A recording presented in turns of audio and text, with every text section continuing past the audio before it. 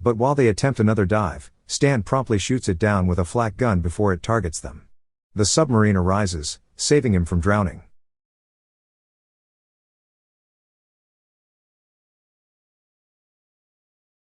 It is 1941 in German-occupied Belgium. Nazi officers invade a small town and hang 4 unidentified men in the town square near the church. The commandant arrives with additional soldiers to survey the execution's aftermath. Suddenly, 2 men from the Flemish resistance fire a rocket launcher from a building to disrupt the proceedings. Surprisingly, the 4 hanged men awaken, revealing their ruse as they draw guns and shoot the entire platoon except for the commandant. Their leader Stan walks up to the Nazi official and punches him as he surrenders. In London, Captain Meis of the Belgian army convenes with British officials to discuss a secret mission that will put the Allied forces ahead of the Nazis. The Flemish resistance fighters are chosen, but they argue whether they are fit for the task due to their unorthodox methods of infiltration that earn their infamy in the British government. Captain Meis keeps mum about their whereabouts but promises they are the best group to undertake the insane plan considering they are facing desperate times. Meanwhile, the resistance fighters return to their camp and torture the commandant by drowning him in water during the interrogation. One of the fighters, Werner, operates the radio to inform the officer on the other line about securing the package. Though a recovery team will be on their way to pick up the commandant, Stan loses his patience and throws a grenade on the tub that kills and beheads the Nazi officer. Elsewhere, Captain Meis visits German U-boat commander Franz Jaeger in prison to offer him a deal in exchange for an early release. Franz is devastated to discover his eldest son, drafted for the war, was killed in action.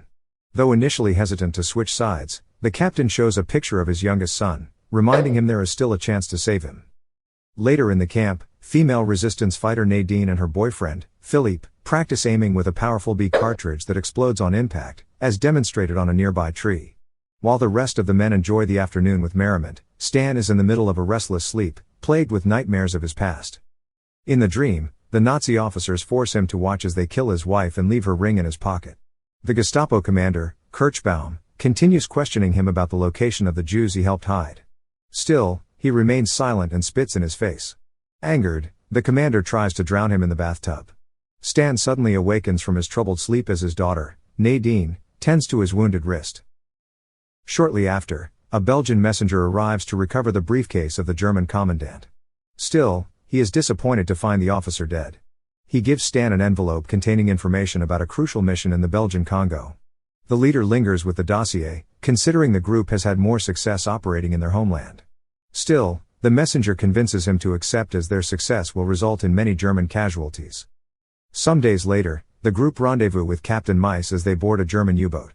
During the debriefing, they learn that their objective is to transport a cargo of uranium-235, purchased by the U.S. government, to New York City. Once there, the shipment will be used to build a powerful nuclear weapon to level a city. Shortly after, Franz arrives, but Stan tells the captain he is unwilling to collaborate with a German, despite the expertise he can bring.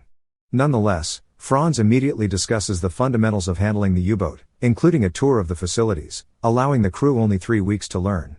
Though the vessel can launch torpedoes, the captain prohibits using weapons to stay as a transport ship. The unit later gets assignments on where to station on the U-boat, except for Nadine, who Stan insists on leaving behind on a plantation in Africa since he is protective of her.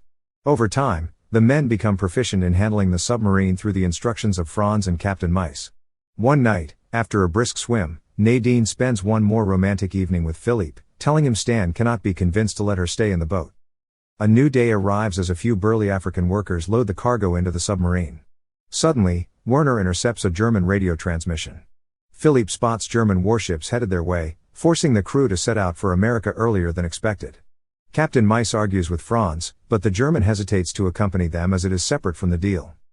Minutes later, the men discover the captain dead after being stabbed by Franz. Stan is about to kill him but is stopped by Philippe, knowing they will need him to operate the boat. Nadine rejoins the group, along with a French-speaking Congolese worker, Jenga, left behind by his traitorous employer. They leave the port promptly, successfully evading capture by diving into the sea. Stan, now in charge, temporarily handcuffs Franz to ensure he will not betray them. Problems arise as the toilet floods and chlorine gas leaks, forcing the crew to rise to the surface. Unfortunately, they spot a German plane circling above, but while they attempt another dive, Stan promptly shoots it down with a flak gun before it targets them. The submarine arises, saving him from drowning. Later at night, Stan relives the horrors of the night his family was killed. Kirschbaum holds his newborn baby, threatening to kill him. He relents, revealing the Jews hiding upstairs behind the fireplace. After eliminating them, the commander leaves the baby sitting on top of the tub, but he falls off balance and drowns, with Stan unable to unchain his wrists to save him. He awakens from his nightmare and stares angrily at Franz as he sleeps. Sometime later, Franz notices the ship is off course by 50 degrees, prompting him to investigate the cause. He goes to the engine room and discovers Philippe ignoring his duties by sleeping with Nadine behind the machinery. Stan arrives and checks in with Franz, only to become enraged, catching Philippe half naked under the blanket with his daughter. He orders the men to open the missile hatch, preparing to launch him out of the submarine. Fortunately, Nadine stops him, demanding to be given an everyday life to love someone. Learning that Stan will only relent when she ties the knot, she asks Franz to marry her and Philippe immediately above the submarine. Though not legally granted authority to officiate the ceremony, he happily agrees, only to cut the wedding short when another German U-boat forces them to dive underwater. Shortly after, the unwed pair discuss their future. Nadine airs out resentment for her father, wishing to be with her mother instead after they get married. Unfortunately, Philippe tearfully reveals that her mother and younger brother were killed by the Nazis, a moment he witnessed as he rescued Stan from his bondage during that horrific night. He apologizes on behalf of her father for not telling her sooner. Suddenly, Werner loudly alerts the crew that a torpedo is fast approaching.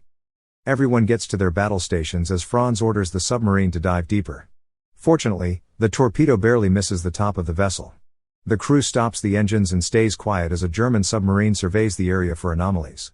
Franz orders Klisse and Van Praag to manipulate the circuitry of one of their torpedoes, ensuring only the fourth and fifth wires are cut. Minutes later, Werner continues checking on the radio channels of the enemy vessel when he accidentally tugs on the switch of his record player, turning it on. The music gets loud enough to be heard outside, forcing the crew to restart the engines and retreat, knowing they have been discovered. Eventually, the duo completes their objective and prepares to lift the torpedo while the enemy ship is meters away from their position. However, the ammunition is too heavy, falling on Van Praag's feet, which get crushed. With the help of Jenga, the crew manages to load the torpedo in the hatch. Stan orders Franz to fire, but the captain hesitates since he does not want to fight back against fellow Germans. Nevertheless, they fire directly at the enemy vessel and brace for impact as it returns fire. Luckily, the missile only scrapes the sides of their ship, while their torpedo makes direct contact because the safety distance mechanism is disabled. Though the enemy boat explodes, it sends a shockwave that blasts through their submarine, causing a massive leak in the hull. They return to the surface midway through a stormy night to drain the excess water. Shortly after, the group tends to Van Praag's injuries while he loses lots of blood. Stan instructs Franz to cut off his legs since he has previous experience butchering animals, but he hesitates. Philippe takes the saw, volunteering to cut them himself, as the men strap Van Praag down and keep him calm with alcohol. Shortly after they recuperate from their harrowing experience, a German destroyer arrives and radios the crew to offer assistance, believing they are a German vessel floating off course due to a repair issue. Franz allows the German boarding party to inspect their boat since there is no option to escape, much to Stan's anger. He explains that they must keep quiet so they will not get suspicious that they cannot speak German. Not long after, the German commander climbs aboard and heartily discusses their quest to locate a rogue U-boat in the area with Franz, who offers his crew whiskey. While drinking, they hear someone screaming in terror, prompting one of the German medics to help. Unfortunately, he discovers their ruse as Van Praag shouts in Flemish, alerting his mates. Chaos ensues as the men desperately eliminate the Nazi officers at the cost of Van Praag and Werner's lives. Stan is held at gunpoint but is saved by Franz, shooting the German commander in the head. They sulk for a moment, with Franz revealing he has heard rumors about uranium being key in creating a weapon of mass destruction. Believing that Germany must never find out about their cargo, he encourages the crew to continue the mission. Moments later, Franz spots the German destroyer signaling their commander to return to their vessel. Realizing they will retaliate soon, Stan hands a sniper rifle to Nadine, hoping she will successfully shoot down the enemy vessel's deck gun. Using the cover of darkness and heavy rain, Nadine climbs above the submarine. She aims at the weapon, making a direct hit with the explosive bullets loaded in the ammunition. However, the destroyer rams itself onto its vessel, causing another massive leak that forces them to sink underwater. Klisse reluctantly closes the main hatch, leaving Tammy to drown after getting his watch stuck on a lever. Valves break apart due to too much pressure, causing the screws to fly out and hit Stan in the liver. Not long after, the ship sharply crashes into the rocky depths while Nadine gets stuck on the other side of the hull due to a door blockage. With time running out before the room floods, Franz signals for help using Morse code by tapping on the pipes. Though Stan is bleeding profusely, he blasts out of the submarine to swim toward the area where Nadine is stuck. Believing this is the end for her, Philippe tearfully professes his love on the window as she watches her drown. Fortunately, Stan saves her and dislodges the door's barricade. After some seconds, Nadine is resuscitated back to life, relieving everyone. To protect the entire ship, Franz sacrifices himself to fix it while underwater. He succeeds and stares at a photo of his youngest son before drowning.